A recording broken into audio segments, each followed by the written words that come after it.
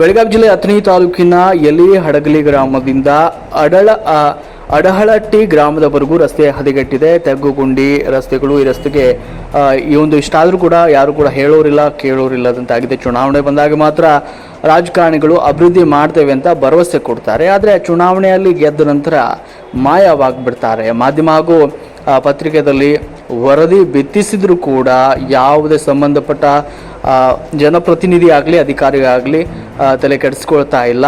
ಕಣ್ಣು ಕಾಣದಂತೆ ಕುರುಡರಂತೆ ವರ್ತಿಸ್ತಾ ಇದ್ದಾರೆ.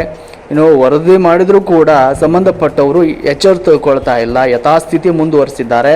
ಸಂಬಂಧಪಟ್ಟವರು ರಸ್ತೆಯಲ್ಲಿ ಸಂಚರಿಸ್ತಾರೆ, ಅಭಿವೃದ್ಧಿಗೆ ಮುಂದಾಗ್ತಾ ಇಲ್ಲ ಸಂಬಂಧಪಟ್ಟವರು. ಇನ್ನು ಈ ರಸ್ತೆ ನೋಡಿದರೆ ತೆಗ್ಗು ಗುಂಡಿಗಳು, ಕಿತ್ತು ಹೋದ ರಸ್ತೆ. ಕೆಲವೊಂದು ಗ್ರಾಮಗಳಲ್ಲಿ ಇದೇ ರೀತಿ ರಸ್ತೆಗಳಿದೆ, ಕಾರ್ಬಾರ್ ಆಗಿದೆ.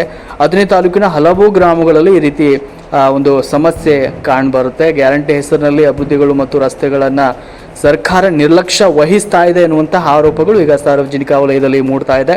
ಇನ್ನಾದರೂ ಸಂಬಂಧಪಟ್ಟ ಅಧಿಕಾರಿಗಳಾಗಲಿ ಅಥವಾ ಜನಪ್ರತಿನಿಧಿಗಳಾಗಲಿ ಹದಗೆಟ್ಟ ರಸ್ತೆಯನ್ನು ಸರಿ ಮಾಡ್ತಾರಾ ಅನ್ನೋದನ್ನು ಕಾದು ನೋಡಬೇಕಾಗಿದೆ.